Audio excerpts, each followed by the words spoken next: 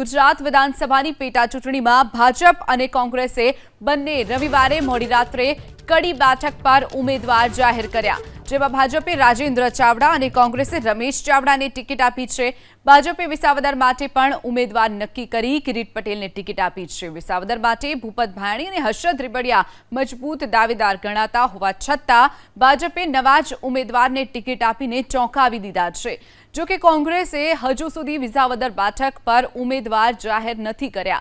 આજે ફોર્મ ભરાવાનો અંતિમ દિવસ છે, ત્યારે કોંગ્રેસ આજે ગમે તે ઘડીએ ઉમેદવારના નામની જાહેરાત કરી શકે છે।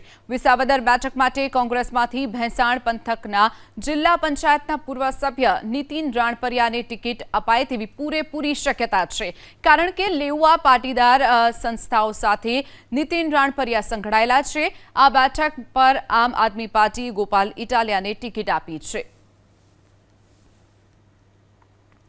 તો આજે કોઈ પણ સમયે કોંગ્રેસ પોતાના ઉમેદવાર વિસાવદર માટે જાહેર કરી શકે છે। કડીથી કોંગ્રેસે પૂર્વ ધારાસભ્યને ટિકિટ આપી છે, તો હજુ સુધી વિસાવદર પર કોંગ્રેસે પોતાના ઉમેદવાર જાહેર નથી કર્યા અને હજુ પણ કોંગ્રેસે જે ઉમેદવાર જાહેર નથી કર્યા, પરંતુ આજે જે રીતે અંતિમ દિવસ છે, ફોર્મ ભરવાની છેલ્લી તારીખ છે, ત્યારે આજે નામ કોઈ પણ સંજોગે કોંગ્રેસે જાહેર કરવું જ પડશે।